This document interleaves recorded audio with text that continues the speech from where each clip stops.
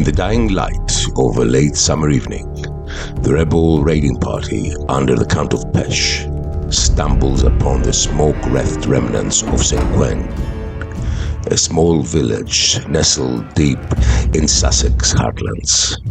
The rebels' aim is simple but ruthless: to extract the last ounce of wealth, grain, silver tithes and hostages from this partially abandoned chapel village before the royalists close in. But something feels wrong.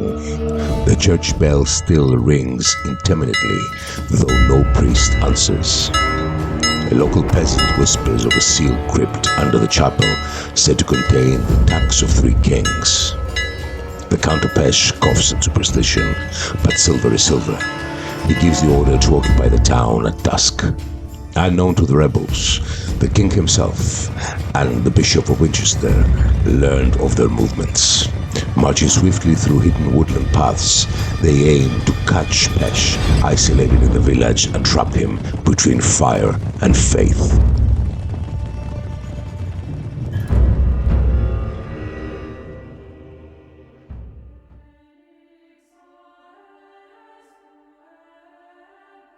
So let's check the army list, and we're starting with a royalist army that has 8 reputation tokens.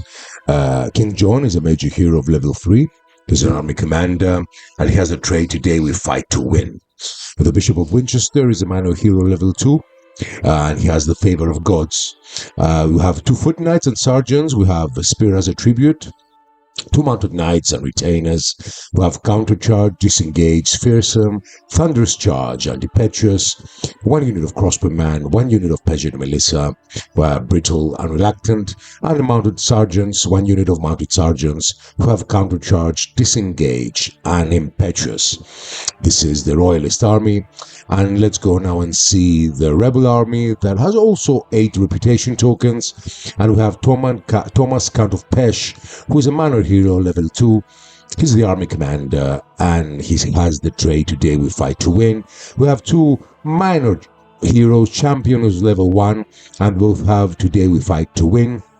2 foot sergeants, no special traits. 1 unit of mounted knights and retainers who have countercharge, disengage, fearsome, thunderous charge, and impetuous. And we have 2 archers who are marksmen, and 2 spear militia who have the characteristic of being brittle. And let's go now to see the deployment. So here we are at the deployment, and let us see here. You see on the left we have the village with the houses, and in the front we have, as you can see, the main objective, that is the chapel.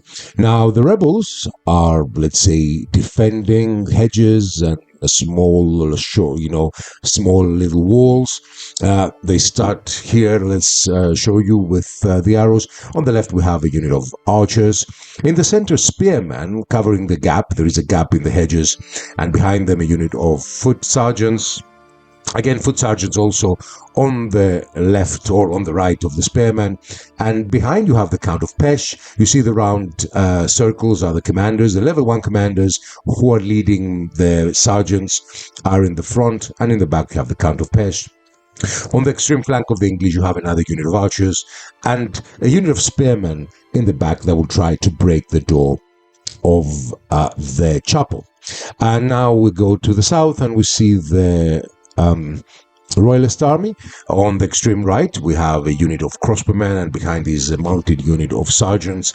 In the center there is the king, the road. He's thinking of attacking and crushing the spearmen. Beside the king there are 2 units of foot knights and retainers.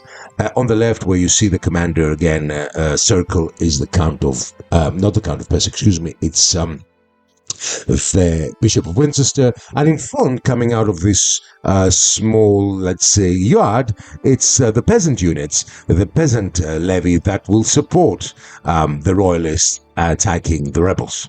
So these are the army lists and the deployment, and let's go to the battle. So guys, we changed the scenario a bit, as we said before, and we adapted it for the Baron's War. We have a rebel army under the command of the Count of Perche. Let's see the Count of Perche instead of Robert Knowles. And they heard about the chapel full of gold, and they're already trying to break the door. We used the spear militia to break the door. You never know what you're going to find in there. So you have a quite strong unit. In the meantime, the rebels are ready defending until they manage to, grab anything, gold, anything they can find. They're defending their location, their position against the mighty royal army. They are behind hedges. They're trying to protect themselves. As you can see here, they have sergeants, man-at-arms, spearmen. They are protected. They are behind hedges. They're trying to really hold and control the situation. The Count of Perche has also his mounted knights with him, mounted knights, mounted men-at-arms, and he's in the reserve here in the front. As you can see, the rebels have a unit of archers, a unit of spearmen, a unit of man-at-arms sergeants, you can tell as you want, and in the extreme flank there's another unit of archers, you can see behind that little tree. Now the royal army is blocking them. They had scouts, they found out what's happening, and they're coming now to stop the rebels taking this money, this loot, because it will help them with the campaign. So here, as we said before, we had the few peasants who left in this haunted, in a way, village that are gonna support by attacking from the village. And here in the front, we have the royal army that is mostly compiled by mounted, so you have here mounted sergeants, mounted knights, commanding by the King John himself, 2 units of men-at-arms, the Bishop of Winchester commanding the extreme flank. Let's get a bit closer and see them. So here we are, the men-at-arms, mounted men-at-arms, sergeants, crossbowmen, foot crossbowmen. Here you have the king himself with his household knights, 2 units of men-at-arms here in the center, where they're going to be the main force, and in the back you will see the Bishop of Winchester with his retinue of men-at-arms. As we said in the campaign video, you see we have a lot of clutter left and right, some broken carriages here, a lot of bits and pieces here. There are wood, some wheels in the back, just to make it a little bit more interesting for the game. Whatever I have here in the Middle East, I don't have much. So we're starting with the attackers movement, and the royalists are moving first. So let's see what the royalists will do. So the royalists will move first with the crossbowmen, who will move 1 ST. They are militia crossbowmen. I don't have enough crossbowmen, so I used a couple of archers to complete the unit. So the crossbowmen move first, and we don't want to take any commanders, anything. We have no problem. And we're going to move also the mounted knights behind them, the sergeants behind them. They move 2 ST, but I will move the 1 ST. We can move them here. I like them how they are because they're not plastic, and they are metal figures, most of them, except the Reconquer designs. They move easily, so I don't use trays. Again, another movement from the king. He will move 1 ST. This is exactly 1 ST. I cut it exactly, of 12 centimeters, so that his knights will move here. We're trying to move fast, but at the same time coherently, because we need to provide support. The reason is that the rebels are behind a level 3 commander, the king, as we said. The rebels are behind kind of protection, so we need to be careful. We need to support each other. Now we have here, we'll move 1 ST, but we have here, we're getting blocked by these terrible cards. It's so we have to stop here and then move again, but we're stopping here anyway because we that's the movement of 1 ST. Let's move and check the remaining. So the 2 units of men-at-arms moved, and I think I'm going to move the peasants. I think I'm going to move the peasants first. We're going to move them 45 degrees so they can be straight, and we have to take. So the rebels move half ST because they're returning, and the Bishop of Winchester is moving behind them. I think things are looking really, really good. The rebels are moving and coherently. Now we have the turn. We finished the movement of the rebel of the Royal Army, and we have to now to go and see if we have any hand-to-hand combat. We don't have any hand-to-hand combat, obviously, and then we'll go for the movement of the rebels. Now the rebels obviously are not going to move, at least at the moment, but they have to break doors. So let's see what is going to happen. We are going to break doors. Let's see if we can break the doors so early and find out who these secretive, strange monks. What are they? So you remember in the video we said that we will roll 1d6 to see what we will hit and see if the door will break, will open. We'll see all this. We will follow the mechanics of the rules.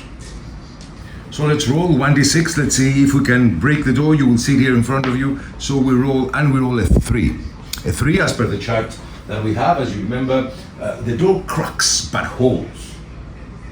We add a +1 in the next roll. So we try to break it.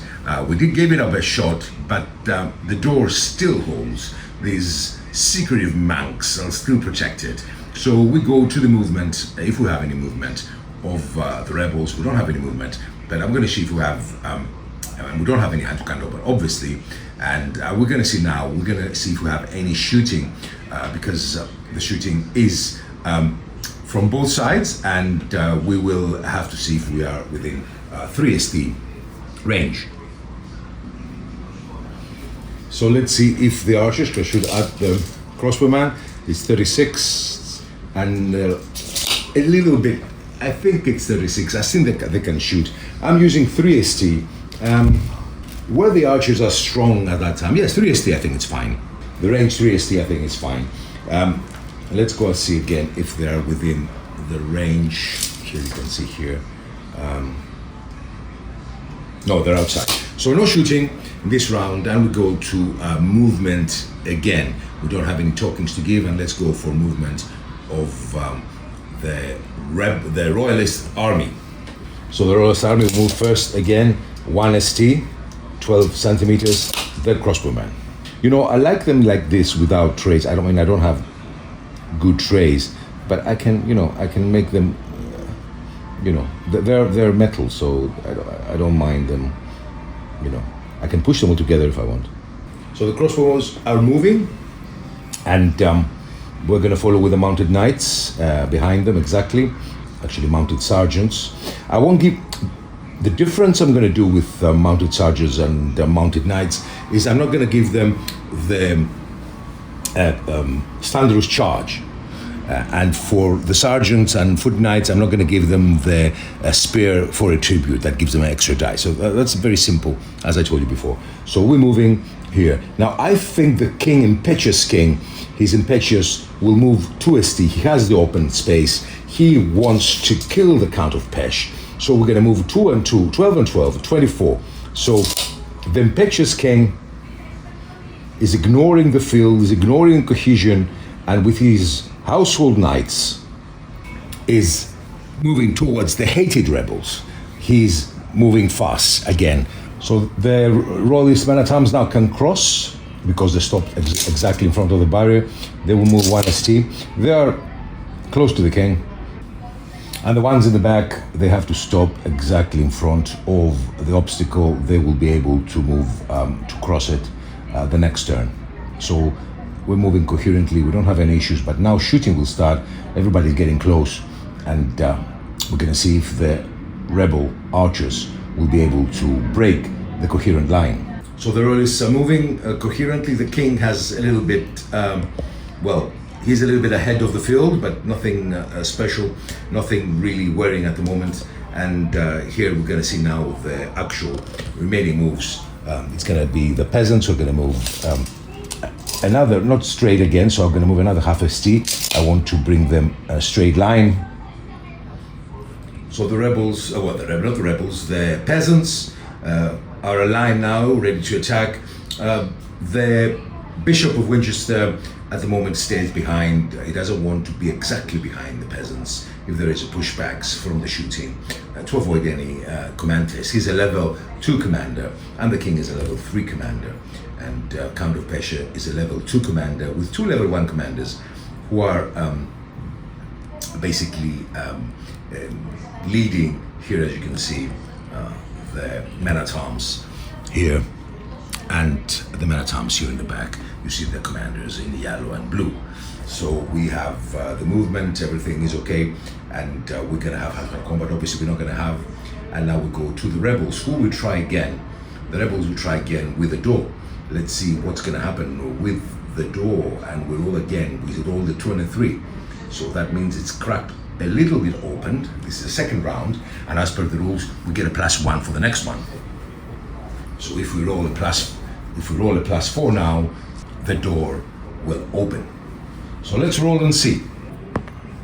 A 1, it's a failure. So we have the shooting now. So we have the shooting, the archers are gonna shoot. It is within the range, but not 1 ST, so we're gonna roll half the dice. That's 4 + 1 for being marksman. I will keep them a marksman. Always the English were good archers. So we're gonna roll 5 dice and we need to hit with a 5 and a 6. And let's see what's gonna happen. So let's roll here in front of you. It's good. And we roll 5. Only 1 hit against the crossbowman. So 1 hit is not enough because the crossbowman armor is 2, so 1 hit is not enough. Let me put it here. And so we have to take, though, a command test to see if the crossbowman will be pushed back. And they roll a 6 and they pass and nothing happens. Now the crossbowman will shoot. I'm not going to make them marksmen. There's the same distance, so they have half of the dice, 4, and they roll only 1 hit. And that means that again the English who have an armor of 2, there's nothing happens, but the English have to roll 4 to see if they're going to be pushed back, and they roll a 1, and a 1 means that they have to be pushed back immediately. There is a problem here because if they're pushed back, the royalists can take advantage and cross their obstacle and enter inside the area the English are defending. So let's roll and see if the English, they can re-roll. Let's see if the commanders is within 2 ST. So 2 ST is 12. Yes, the commander is within 2 ST. He commands the archers and the spearman, and this commander commands the men-at-arms and the spearmen. So yes, they will be pushed. They won't be pushed back. We can re-roll. We can re-roll because the commander is within 2 ST. So let's re-roll. And they roll a 2 and they fail again, and that means that the crossbowmen are pushing back half a spear throw, so that means 6. The archers. So the archers are pushed back from the crossbow fire, and now we have more firing in the extreme flank of the archers who are firing at the peasants. So the archers, the rebel archers, are shooting at the peasants. They are within their range. They will roll 4 dice for the archery and 1 for being a marksman. Let's roll them here. Ooh, and this is 6 and 6 and 6. 2 4s, failure, but 3 6s.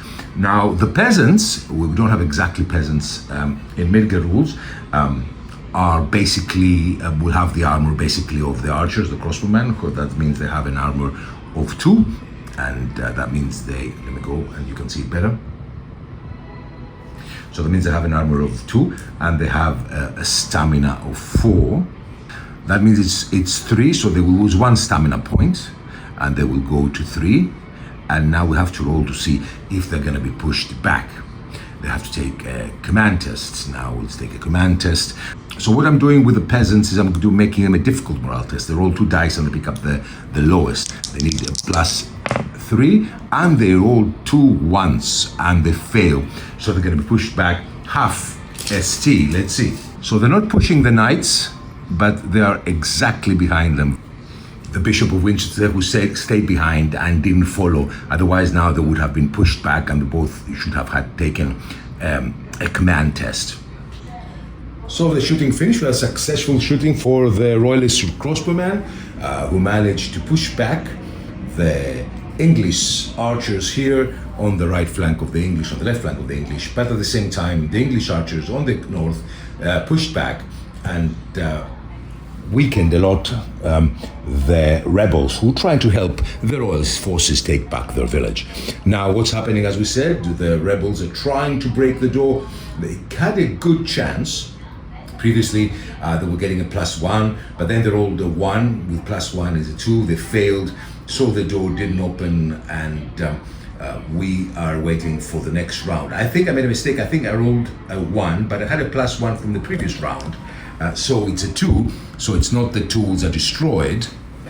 It means, again, we get a cumulatively +1 again, and we will use it on the next round. So things are looking quite interesting now for the battle, and I think now we are going to have the first hand-to-hand combat between the rebels and the royalists. And it's a rebel turn. We return back the mighty deeds. Only 1 mighty deed was used, and that was not very successful.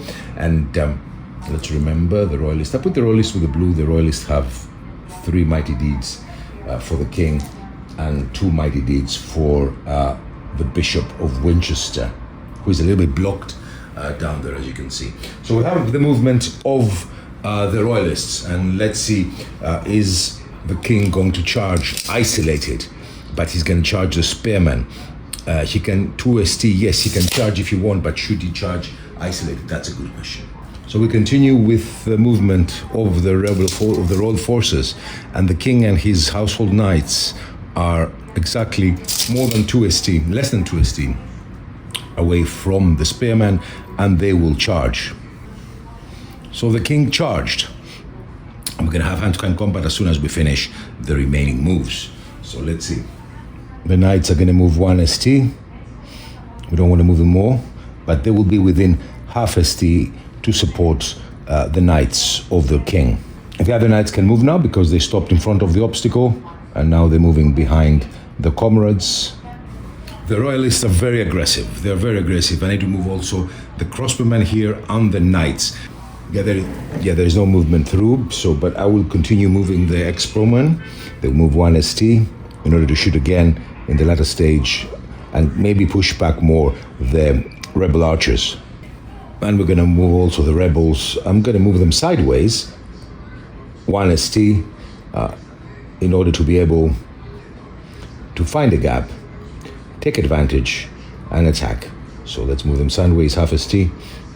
So we have the movement of the peasants who lost stamina and they have to take a command test. But what I'm going to do is I'm going to take 2 dice. I'm going to do the difficult command test for the peasants. Always they are reluctant, and they have a 5 and a 1, and they fail unless I give from the Bishop of Winchester, who is a level 2 commander. I will give them 1 mighty deed, and I will reroll again.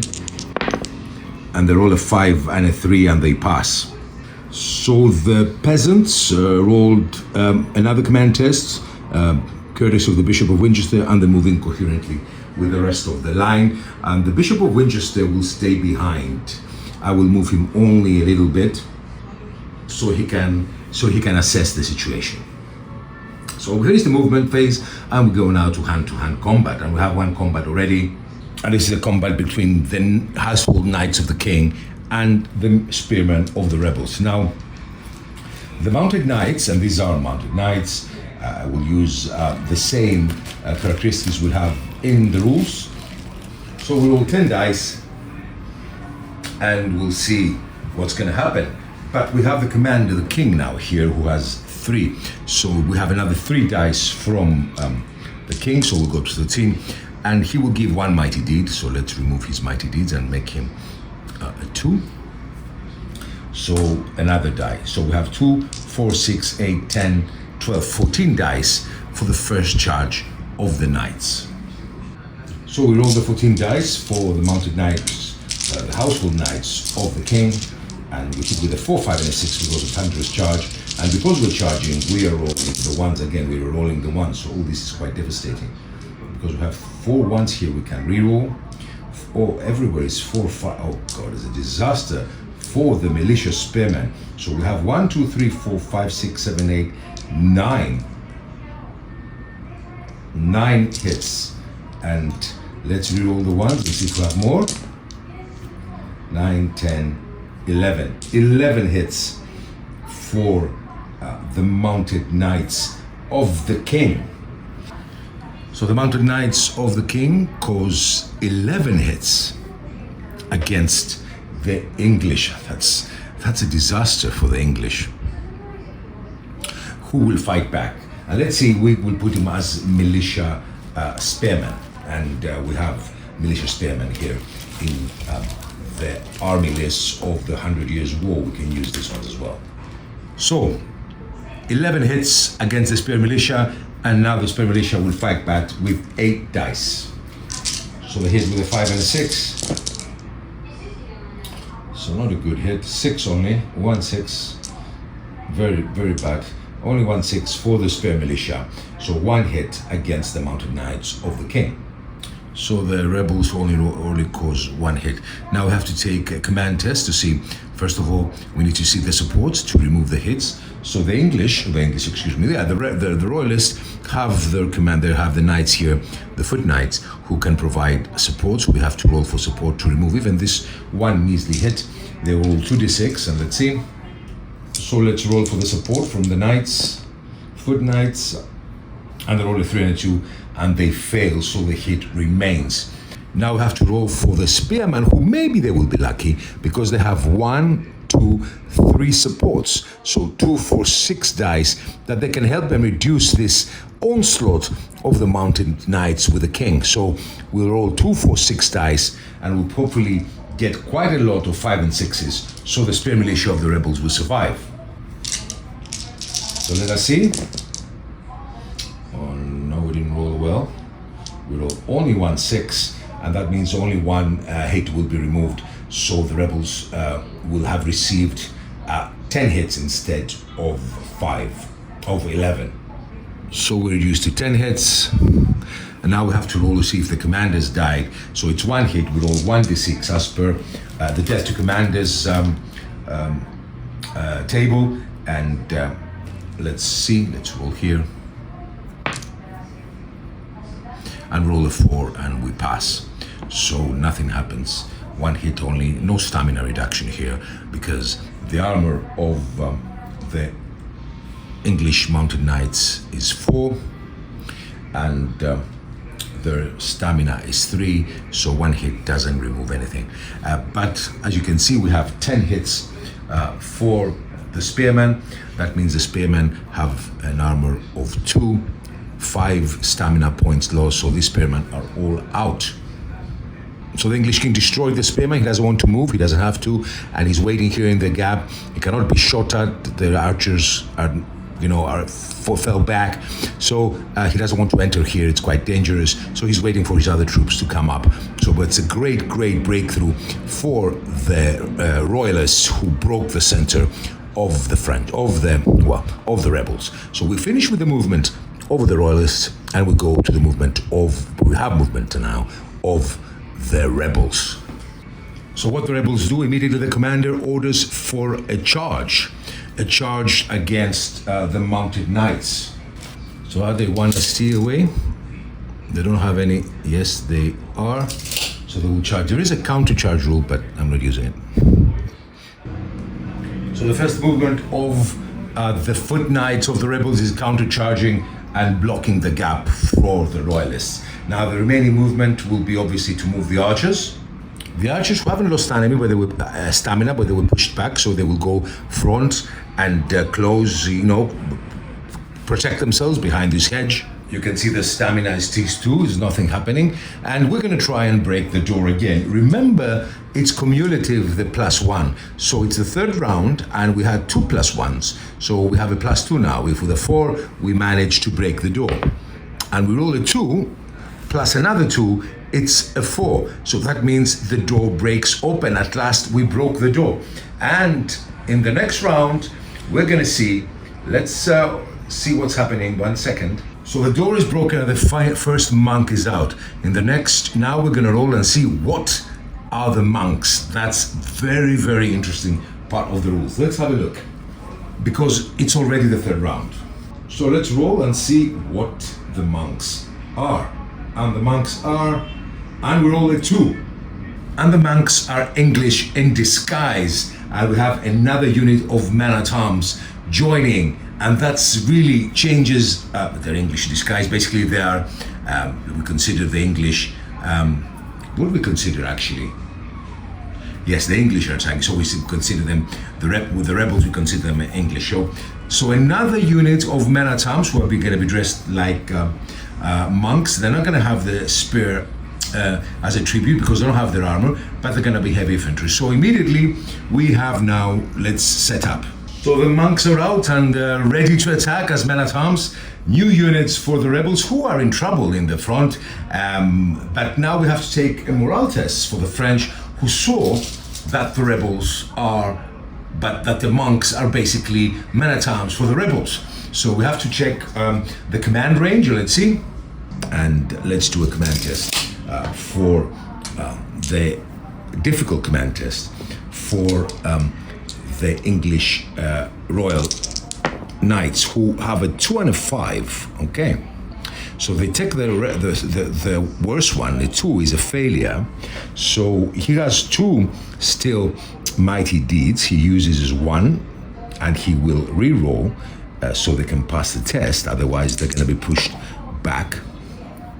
And he fails again, and the household knights, seeing that the monks are basically English, rebel forces, they fall back from fear, from a shock. They were shocked, they were not expecting this. So that's an interesting development.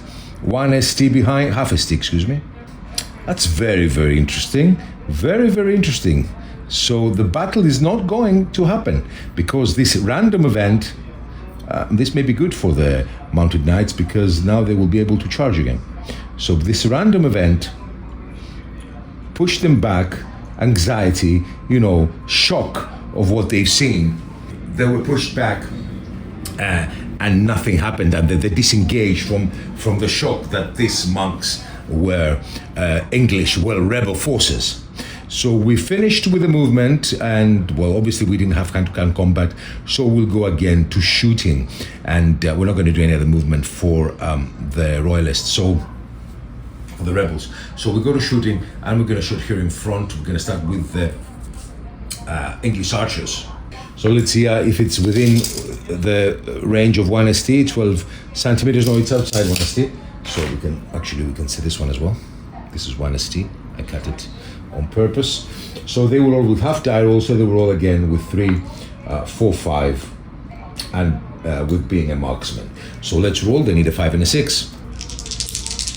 So they need a 5 and a 6, and they roll a 5, a 5, and a 6. So they roll 3 hits. 3 hits, an armor of 2 for the crossbowman, so they will lose 1 stamina point and they will go to 3. Now I have to take a command test. Let's see if they will fall back.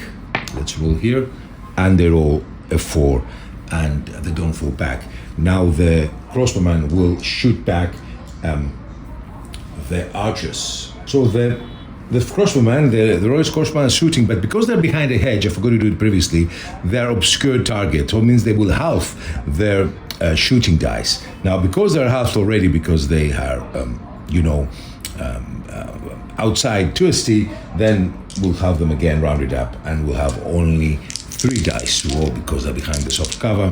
And they roll a 5 and a 6, so that's 2 possible hits, and that's quite good. 5 and a 6 with a stamina of 2, that means that 1 stamina point will be reduced with a armor of 2, 1 stamina point will be reduced. So the 2 hits, 1 stamina point, and now the English have to roll to see if they will be pushed back. They roll a 3 and they pass. So shooting is finished. Both were quite successful, and now we have movement from the royalist forces. So we also have shooting here with the English longbowmen, English archers who will shoot against the peasants. So let's see, they roll again 5 dice because it's outside their killing zone. Yeah, outside 1 ST. So let's see.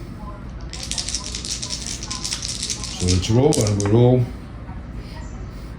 1 6, aces and 4. So only one hit. As you can see, the rebels have an armor of 2, so 1 hit doesn't remove stamina, but they have to take a command test to see if they're going to be pushed back. As per my house rule, for the peasants, we roll 2, and you pick the worst. But the worst is a 5, and they pass, and nothing happens. The shooting is not very good from the rebels. So we finished with the shooting, and now we go back to the movement of the attackers, because before we had, we moved with the defenders, with the rebels. They attacked, but because the French, so this is the house rule, the action that it's not as part of, let's say, the game sequence. They saw that the rebels that the monks are English. They got shocked and they were pushed back. They failed their command test here. Now the English rebels have to protect the gold. Here is the gold, and here is what it's all about. So we have the movement of the let's put level 3 again. Let's change the levels. I forgot to put the mighty deeds here, level 3 and level 2. The others don't have, they haven't spent it. So again, the mounted knights of the French, of the English king, will attack. Now this was advantage for them, because although they were pushed back from the shock, now because they're charging, they will re-roll the ones. And let's put the blood and crowns token on that they're attacking. I'm going to attack also now with the knights, with the men-at-arms. They're attacking their opponent. They're behind the hedge, so we will use the hedge as we're going to use for Poitiers battle. When I go back home next, in a couple of weeks, it's going to be like basically stakes that influence also hand-to-hand combat. So the knights moved and charged, and let's see what other movement will do. Probably will move 1 ST, the peasants, but the peasants need to take a command test in order to pass, because they don't have their full stamina. Let's roll, and we roll a 6 and a 5. The peasants always roll the difficult command test, so 6 and a 5, so they pass also. So they will go here. They cannot charge. Well, we can use them for 2 ST. I can pass another command test, maybe. But no, let them go here. At least they're supporting. So things are getting interesting. Movement also for the knights, who are going to be behind their comrades, the other unit of royalist footmen at arms, they put it this way, and they're going to be giving support. Now the royalists are piling in the pressure. And I'm going to move the sergeants here, 1 ST, align them with the crossbowman. Just wait to see what they're going to do until they find the opportunity to move or charge. Just them be a little bit behind, supporting the king maybe. But let us see. Again, we're trying to see how we're going to move. And obviously, the Bishop of Winchester stays there, just controlling the left flank, trying to see how things will develop. So we are in a great melee situation where we have 2 charges, and we're attacking with the royalist forces and the king. The king, as we said, has 10 dice because of the mounted knights. Mounted knights have 10 dice, 2, 4, 6, 8, 10, and he will give another 3, so we'll go to 13. for his level, and he will give also one mighty deed. Let's keep the 2 mighty deeds. You never know when they will be required. So we need to roll and hit with approximately 14 dice. Remember, they hit with a 4, 5, and a 6, and because you're charging, you reroll once. So we're rolling for hand-to-hand combat. The King of England charged the foot knights, foot men-at-arms of the rebels. They have 10 dice plus 2, 3 for the king level, so it's 13 plus 1 mighty deed. He's giving 14. They hit because they have the thunderous charge with a 4, 5, and a 6, and they reroll 1. So quite a devastating attack from King John. So let's roll for King John. It's 4, 5, and 6. It's not a bad roll, not an amazing roll. It could have been better. So 1, 2, 3, 4, 5, 6. 6 possible hits. 6 hits from the king. Not a small feat. And we roll the ones. We have 2 ones. So we roll 2 ones. We'll see. And 3 and a 1. So 6 hits only. 6 hits from the king. So the king inflicts 6 hits to the rebels, and the rebels, men-at-arms, will fight back with 10 dice. That's what they have. 12 dice or 12 dice they have. These don't have spears as a tribute. They're just warriors, and they have 12 dice. 2, 4, 6, 8, 9, 10, 11, 12. I'm not going to put them as elite knights. And their commander is a level 1, so he will give them also 1, but not his mighty deed. He may need to use it. So let's roll and see for the rebel foot men-at-arms, foot, sergeants or whatever. So 5 and a 6, not bad. Not good actually, but not bad. So 1, 2, 3, 4 hits. 4 hits that rebels inflict the king. So before, let's do the supports. And the supports for the king is probably only this unit of men-at-arms here. Yeah. The knights are farther away. Not only this, because this one is engaged. So he has to roll 2d6. And for the knights here, only the archers, because again, the other knights here are fighting. So 2 rolls for each of the opponents to see if they can reduce the hits with a successful 5 and a 6. So we're rolling for the defense, for the support of the King of England, and a 6 and a 4, so 1 hit is removed. Let's roll for the support of the rebel foot knights, and 6 and a 5, 2 hits are removed. So let's go to the table and see. So 1 hit is removed from the king, so we go to 3. Good. And 2 hits are removed from the from the rebel, so we go to 4. Again, a victory for the French king. Let's see now what's going to happen. First of all, let's check if he is injured for anything. So they inflicted 3 hits. So if you go to the death of the commander's table, 3 hits, he must roll a 1d6 and avoid rolling a 1. So let us see. Let us see this. So let's roll for the English king to see if he's going to die, and he rolls a 6, and he passes. There is no problem. The English foot knights have an armor of 4, and they got inflicted 4 hits, so their stamina will be reduced to 3. So they have, basically, they lose 1 stamina point. And the French knights, the English knights with the king, have a stamina of 3, and they got inflicted 3 hits. That means they will reduce also 1 stamina point, and they will go to 2. So we have the English are pushed back, and they don't have anybody blocking them, so they don't have to take a command test. They will just push back half ST. We have to see if the English commander was injured because they inflicted 4 hits to him. Now that's interesting. I forgot about this. And so that means 4 hits. That means he has to roll 2d6 in order to see if the rebel commander, is injured. Let's see. So we're rolling for the rebel commander to see if he got injured, and he rolls a 6 and a 5, and he successfully passes. And now he is pushed back with his unit.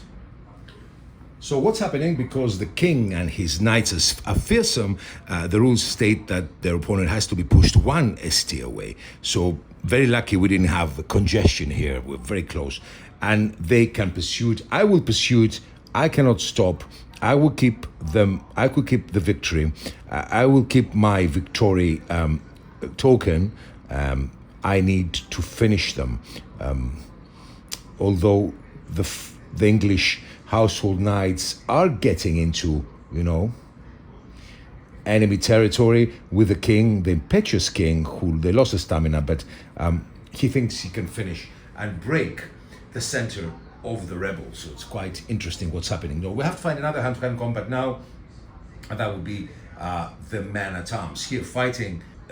Just remember the advantage of the English, of the rebels who are behind the hedge. The royalist attack, obviously they will have to reroll the ones, but the rebels are defending an obstacle, they're defending a hedge, so the English royalists will have to roll only half the dice. These, because they're royalists, we consider them a high level, so they have 12 dice plus 2 for spirit as a tribute. We consider high level of foot knights and man-at-arms, so we'll go to 14 dice against 12 dice, but they have also a commander. So let's start rolling. So 12 dice plus 2 for spirit as a tribute, they roll 14 dice. The royalist foot knights hit with a 5 and a 6, and excuse me, it's not 14 dice, it's 7 dice, because they're fighting, 7 dice. So 7 dice because they're fighting their opponents behind hedge. So let's see, they hit with a 5 and a 6. So they did quite well. Ooh, they did quite well. 4 hits and 2 ones for reroll, and both 5. So excellent. Although behind the hedge, 2 for 6 hits against the rebel forces. So 6 hits here, inflicted by the royalists and the rebel forces. The rebel forces will fight normally. So 12 dice that they deserve, plus 1 for the commander here, the Blue Knight, 13. So let's roll. We need a 5 and a 6, and they roll terribly. Ooh, very bad. Only 3 hits. So only 3 hits for the rebel forces defending the hedge. So 3 hits here. So let's start rolling for a defense, and let's see. The royalists have 2 supports, so they roll 4 dice. The rebel forces, I don't think they have. Must be half a T. Yeah, they have. They can use the archers, I think, for their defense. It's a congested battle. It's really a mess what's happening here. So let's roll 4 dice. We need 5 and a 6 for the royalists to reduce the hits. So 4 defense dice for the royalists, and they have 2 are successful, so they reduce it 2 hits, and 2 defense support dice, for the rebels. No, so the hits stay as is. So the royalists reduce from 3 to 1. And the rebels stay with 6, and they have to roll for their death of commander.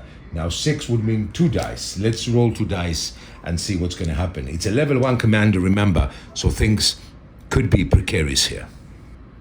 So we're rolling and see, and we roll a 6 and a 3, and we're fine. The rebel commander survived.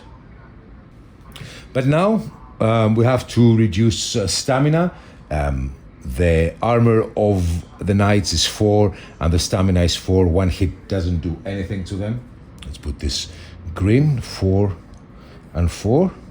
So nothing happens, stays as they are. But the rebel forces with 6 hits, the stamina, their armor is 4. So 6 hit means they will lose 1 stamina point. So they will be reduced to 3.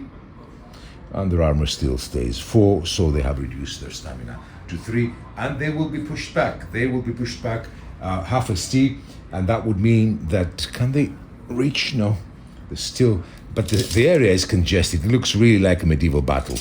So the rebels are pushed back, and the royalists destroy the hedge and enter. The hedge now doesn't exist anymore. The same will do at Perche. So things are looking good. The rebels keep losing the center. So we finished with the hand-to-hand combat of the attackers. Things are not looking good for the rebels. You see their center is pressed hard, and we're going to the movement of the defenders. Now the movement of the defenders is probably going to be, things are looking quite strange here. Let's see. We have now the monks who are men at arms. Maybe I can bring them here to support. It's getting very congested. Maybe I can bring them here to support. So what I can do is move them 1 ST. The monks will be like men at arms. So we can give some support to the knights here in the center, and probably I'm gonna move sideways half the spearmen who are protecting the loot. So this is the movement of the rebels, and we go again to hand-to-hand combat. Here in the center and here, we moved a little bit our assets so we can support our knights here with both archers and the archers are more than half a C. Maybe less. We'll see. Both archers and men-at-arms, the monks, the fake monks, and the Count of Perche here. Hopefully, we can push back the onslaught of the king. So we continue the battle now with the attack of the movement, and now the attack of the rebels. The rebel forces. So we have 2 battles basically ongoing, and we're going to attack. We said we have 12 dice plus 1, 13 dice for the rebels. So the rebels hit with the 5 and a 6. They don't reroll ones because they lost previous melee and they're not charging. Let's see. And we have a 5 and a 6. That's much better for the rebels. 1, 2, 3, 4, 5, 6, 7, 8 hits. 8 hits that they inflicted. Let's put here 5 and 3. 8 hits that they inflicted to the royalists who are fighting back. So let's roll for the English king, King John. He hits with the 5 and a 6 this time. There's no thunderous charge. Not very good. He has a 6 here, another 6 here, 5 and a 5. Nothing more, but he has 4 ones that he can reroll. Let's see, maybe he will manage. Oh, and that's good. Another 3. So 4 and 3, 7. 7 hits caused by the French king, the English king. So 8 hits caused by the rebels, and 7 hits caused by the king. This time the rebels won. You see, we don't have the thunderous charge. It's good for the mounted knights to disengage. But let's see. So we have the defense now. We have the supports. Once is he less than half a ST? Can he support from here? No, he's not. So we have 1. Is it here? No. And the mounted. Should I support? Yeah, I support them with the mounted.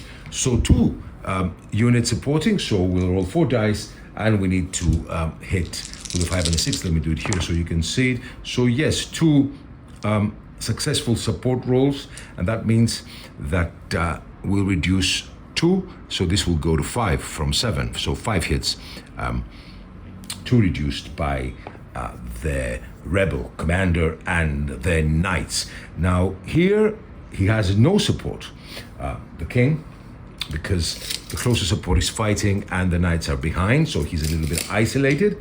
So the 8 hits will remain, and we have to roll to see if he, in the death of commander's table, 8 hits would mean he has to roll 3d6, and we have to avoid rolling 1. So let's roll here, and he rolls a 5, a 3, and another 3, as you can see, and we have nothing, so we are fine. So let's remove now the stamina. We don't have anything else. So 8 with an armor of 4 means 2 hits, 2 stamina removed, and that means that they are destroyed, and it's a disaster. The king is killed. No, the king's not killed, but this unit is destroyed. He has to move to close unit. So again, we have 8 hits, an armor of 4. That means 2 stamina. They had 2 stamina, and they are destroyed already, and that's a great victory point and tokens. We'll go talk about the tokens now. In the other hand, we have a stamina of an armor of 4, hits 5 hits. That means 1 stamina will be removed, and they will go to 2. So 2 stamina points here for the knights, and the knights here are destroyed. They're out. So the unit of the Frenching is destroyed, so he has the option of either fighting or moving 1 ST to avoid obviously not breaking the zone of control rule. So I cannot move within the zone of control, so the only thing I can do is move outside. So I'll move outside back 1 ST, and yes, here is the unit. The king will join now. Things changing, things are moving, are changing quite a lot now. The center of the rebels is holding, and the king's mounted units are destroyed. So we have another hand-to-hand combat here where the rebels are attacking. Now the rebels have a stamina of 3. They've reduced stamina, but they don't have less than half, so they still roll full dice, and that will be 12. They don't have spears as a tribute. 2, 4, 6, 8, 10, 12, and +1 for the commander, and he's not going to give a mighty deed. And let's roll, and we need to hit with a 5 and a 6. So we roll a 5 and a 6. We don't reroll once because we lost the previous battle. So we have 1, 2, 3, 4, 5, 6, 7. So 7 hits the rebels against the royalists. So 6 + 1, 7. Let's put it here. Now the royalists fight again, but with spears as a tribute. Now they have more. They haven't lost any stamina. So 4, 6, 8, 10, 12, 14.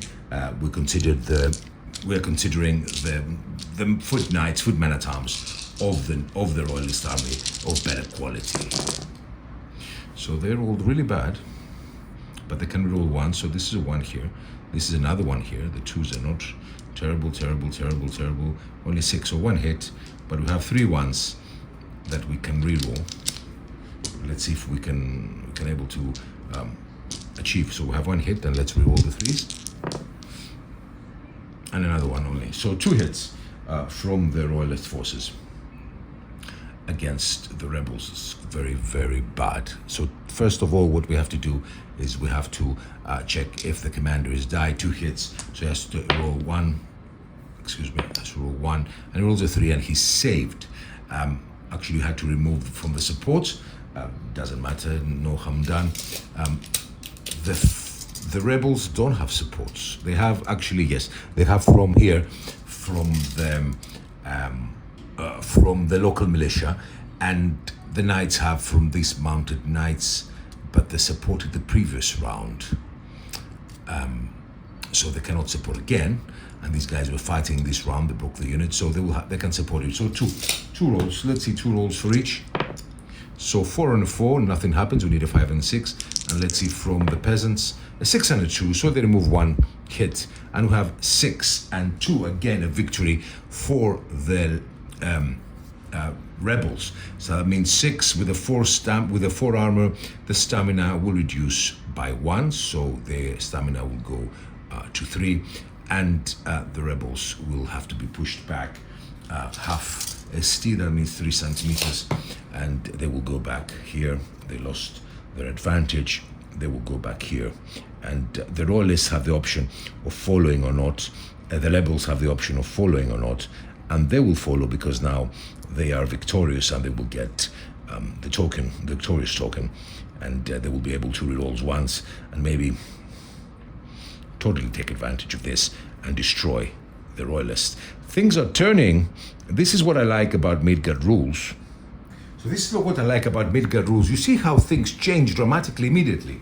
Let's go a little bit further back and see. You see the English knights broke, although they broke the spearmen. Now the gap they replaced, they removed the problem of the mounted knights. They have a coherent line with the new unit of secretive man-at-arms who were dressed as monks. So things are looking a little bit better now. The rebels also pushed back the foot knights of the royalists. things are looking quite good now for the rebels, who are going to go into shooting phase, and we're going to shoot against the archers. We're going to roll. They are within our killing zone, so this time we're going to roll 8 dice and +2, 1 for marksman, 9. So let's roll them here on the battlefield so you can see. So we have a 5 and a 5, not very good die roll for the English, but 2 hits against the crossbowman would mean they have an armor of 2, so they will remove 1 stamina point and they will go to 2. The same now number of hits except marksman from the crossbowman. Let's first check if the crossbowman will fall back. Take a command test, and they fail and they will fall back. Now this is not simultaneous. You start with the defenders. Now the defenders will shoot back, but they're now further behind, outside the 1ST zone, so we have to roll only 4 dice, and that's very interesting with the rules. And they successfully roll 1 hit, but the armor of the English archers, of the rebel archers, is 2, so nothing happens, but they have to roll for a command test, and they roll on the pass, so nothing happens. So you see how important is shooting. It keeps now the opponent at bay. So now we finish shooting. Let's see what's happening now. Let's have a quick look. So as you can see, the rebels have managed to clear their center. They keep coherent line. The archers have, are back in position. Actually, I should have rolled less dice because they're obscure target. I forgot about this. Now the mounted knights of the king are out. The rebels are controlling the field. They have also a unit of spearmen who broke the gates of the chapel here as a last defense, line of defense, but things are looking quite good. Obviously we have still mounted knights and mounted men-at-arms from the royalists, as you can see here, but still things are looking better for the rebels. Now what we're doing is we're gonna do the movement. We're gonna return back all the mighty deeds, so we'll go to 3 and we have 1 and 2, that's fine.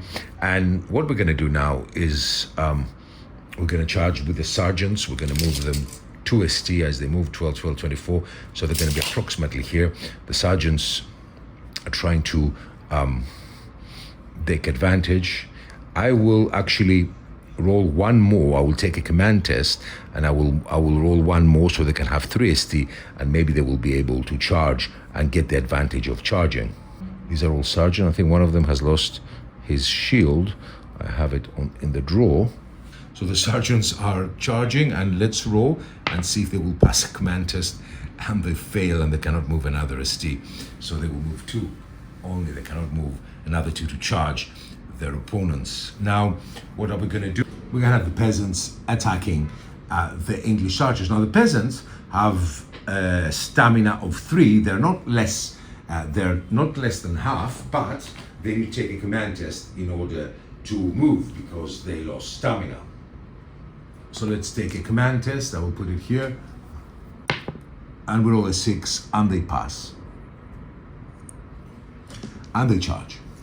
So the peasants charge the rebels. I'm going to have hand-to-hand combat here, but let's see what the Bishop of Winchester will do. We're going to move only 1 ST a little bit, wait to see what's going to happen with them rebels, with the peasants, because it's a good opportunity for the mounted knights of the Bishop of Winchester to charge and outflank the rebels. So we have to do hand-to-hand combat again, and here in the center is where we have the combat where the royalists, it's the royalist turn. We did all the movement, but the rebels are winning, so they're going to reroll once. So the royalists, again, they are better quality, so they will roll 12 plus spear as a tribute, 14 dice, and they hit with a 5 and a 6. And let's see what's going to happen. And they roll quite well. They roll a 6. No, they don't roll well. They roll a 5, and they roll another 5. Nothing else. So they score 3 hits. The royalists score 3 hits against the rebels. 3 hits.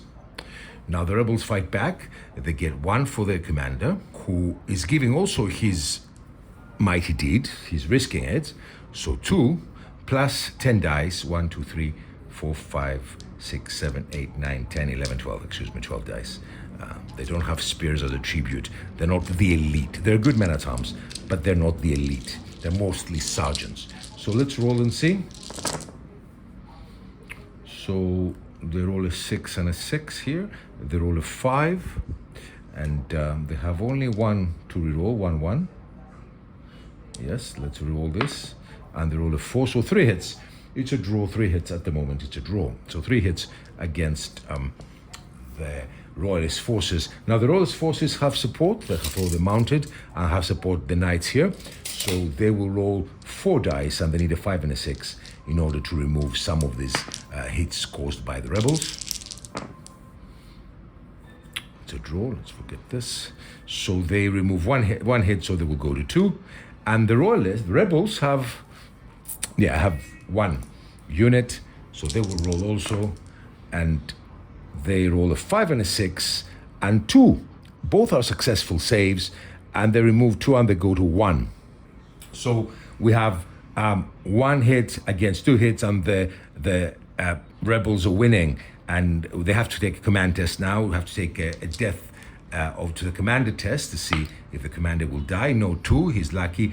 And now let's remove stamina. So let's remove the stamina. 2 hits, they have an armor of 4, so no stamina is removed. 1 hit, an armor of 4, no stamina is removed, so no stamina is removed from either. Remember, we don't have less than half or less in order to halve our attacks. We need to have half or less, so we need to have 2 basically. So the Royalists have to be pushed back because they lost the battle. They will be pushed back half a spear throw, and half a spear throw means that they will push back also these knights. Both knights have to take a command test, otherwise they will lose another one stamina point. So we'll use the blue for the front and the red for the rear. We have to pass the command test. Both pass the command test. They are pushed back, but they will not lose stamina points, so they're pushed back here at 6. So the rebels pushed back the Royalists, but the rebels decided not to move. They're afraid. There is a lot of congestion here. They have the support of these Royalist forces in the back, the other men-at-arms. The knights of the Earl of Winchester, the Bishop of Winchester are here. They will get isolated, so they will stay at their position. Obviously, they're going to lose the victory marker because they don't continue the battle, but it's a wise decision. Let's go and see what the peasants are doing. So the peasants attacked, and they have a stamina of 3. That means that they will not roll half their dice because they're not below half. So they have 8 combat dice. So we have 1, 2, 3, 4, 5, 6, 7, 8 combat dice that they need to hit. So in the 5 and a 6 and the hit. Ooh! 4 hits. That's incredible from the peasant royalists. So 4 hits inflicted to the English. Let me put it here. Let's put it here so you can see. 4 hits, and the English archers fight back. Now the English archers fight back. The stamina is full, they have no problem. They will fight back with their dice of fighting dice of 8 plus 4 for being archers. This is the last shot before the hand-to-hand combat, plus their marksman trait. So they have 8 plus 4, 12 plus 1, 13. So let's roll. And they hit the 6, not bad. Another 6, a 5, 2, 6. So we have 1, 2, 3, 4, 5. 5 hits caused by the rebels. So 5 hits caused by the rebels. Now let's see if we have any supports. Unfortunately, we don't have any supports for either of them. Let's see, there has to be half a ST. I mean, yes, you have a support here. And is it half a ST here?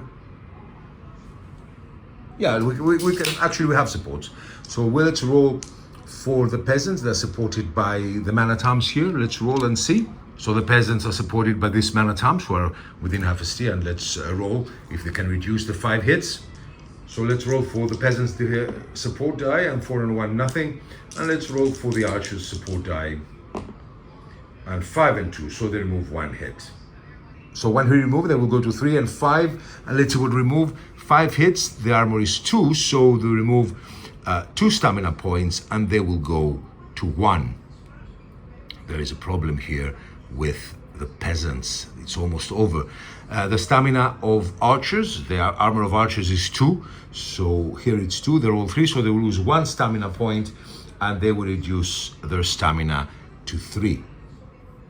So the peasants will be pushed back, but the peasants have a specific trait. They're a little bit reluctant and brittle, so they must take a command. So they must take a command test or break when forced to retreat with 2 or less stamina. So they will have to take a command test now they're retreating and see if they will break. Let's see. So let's take a command test for the peasants. We'll see it here. Otherwise, they will break. I take command test with 2 for the peasants always, and they roll a 5 and a 5, and they successfully fall back. Half a spear throw. The archers obviously will not follow. So the rebels are forced back and nothing happened. And now we go to the movement and then the hand-to-hand combat of the of the rebels. And what are we going to obviously do is we're going to attack the sergeants here. It's very important to attack the sergeants here and try to remove them, break them. And this will be good, because I think the forces of the royalists are getting diminished at the moment. So the rebels will attack. They have stamina of 2 and an armor of 4, so they have half their stamina, and that means in order for them to move, they have to take a command test, and also they will roll half their dice. So that's not very good, because they are quite, they're not very strong, but we will avoid the charging of the mounted knights. So let's pass a command test, and we roll a 3 and we pass it. So they will charge now. So the sergeants are charging. They will roll 6 dice, +1 for the commander, +1 for his mighty deed if he wants. So they will roll 8 maximum dice. And because they're charging, they will re-roll the ones. So let's roll here in front so you can see. So they roll a 5 and a 6, and they have 1 only. Not a very good roll, but now that the stamina is getting reduced, things are getting more difficult. So 2 hits forced by the rebels against the royalists. So 2 hits. The royalists will fight back. They have they're not the best knights, they're sergeants. So we have 2, 4, 6, 8, +2, 8, 9, 10. They're like, I'm going to use them like in the rule sets. We have a kind of medium cavalry, Castiliers, who have combat dice of 10. The counter-charge, the other can counter-charge. If engaged in front of open terrain, unit may take a command test to counter-charge. Unit is given a charging or winning marker, but is not moved. Counter-charging may not use missiles. Okay, so let me take a morale test to see if I can counter-charge. Let's put the rules properly. Okay, so I counter-charge, so we get this one. So are we removing from our opponent? But when you counter-charge, do you lose the charge of your opponent? I am assuming yes. Let's say we remove it, no problem. So it's not going to be a big issue. So we have 10 dice that we're rolling straight, and we don't have any other advantages. So we have a 5, sorry, this was a 5, a 6, a 5, and a 6. We don't have any rerolls. So we have 4 hits against the rebel forces. And now let's see how we have a commander, so we need to roll for a commander. 4 hits means that he has to roll 2 dice, and let's see. So he fails 1, and that means he's dead because I gave his mighty deed. There is no mighty deed to recover, so the commander is dead. Poor, I like this guy. It's very nice, Northern Crusades miniature. So he's dead. It's terrible. And let's see now what's going to happen. We have, I said, 2 hits for the mounted knights, the mounted sergeants. And they have an armor of 3 and a stamina of 3. So nothing happens. They stay with no stamina is removed. And 4 hits against the rebels. They have an armor of 4, so 1 stamina is removed and they go to 1. So a great victory for the sergeant, who will push back half a spear throw. We lost a commander. So we lost a commander, and that means that the rebel forces will be reduced also to 7 tokens now. We had 7 and 7. Could I have saved the hero? That's a good question. Could I have saved him with using my mighty deed here but is he within 2ST? Yes, he is.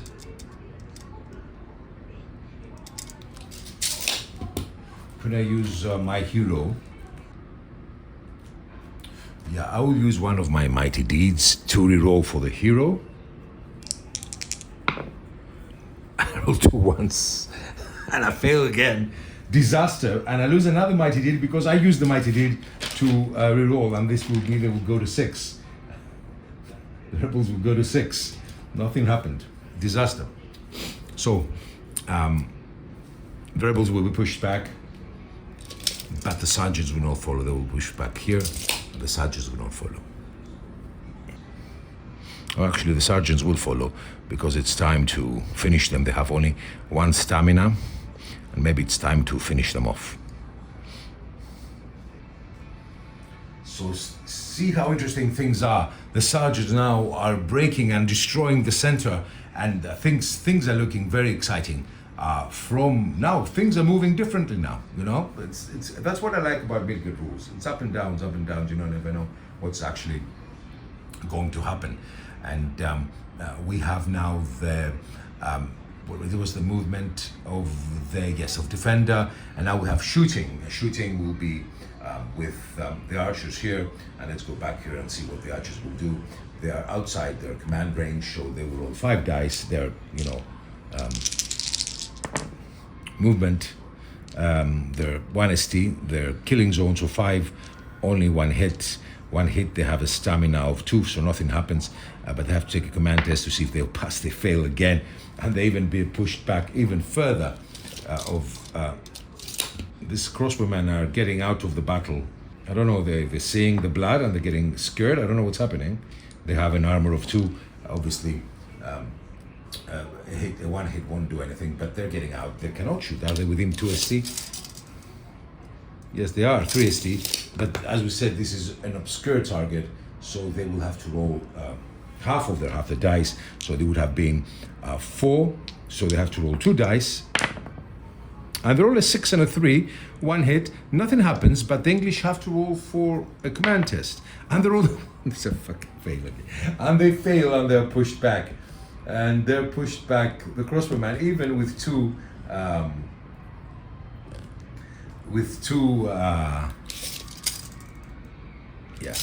Barely they don't crash against their man-at-arms who are behind them, barely.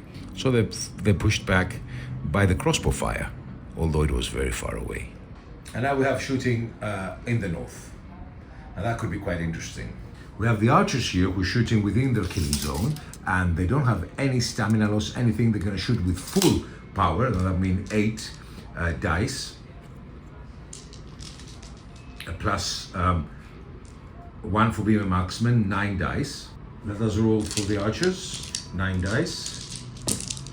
Oh, and this is good. 5, 5, 6, 6, and 6. And I think the peasants, it's over. 1, 2, 4, 5 hits, and I think it's over for the peasants. So 5 hits, that means that they're destroyed, totally destroyed. They have 1 reputation token, so the royalists will fall at 6. So we have 6 at 6 at the moment. I have to try to escape as part of my rules, but at the moment it's very difficult for the English to escape. Maybe, let's go back and see. So the peasants are destroyed here, Another reputation token, we're 6 and 6, but maybe I could escape 50%. I mean, they can escape. They can escape. They can escape. It's 3. Maybe they can escape as well. 4. Let's see what's going to happen. So the peasants are out. Reputation tokens are 6 and 6. And now we have the movement of the attackers. And let's see what we're going to do.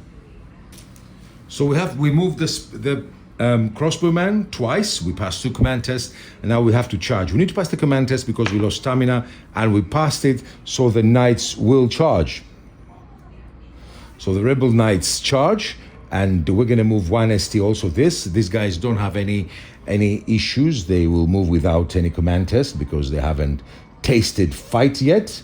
They're in the back.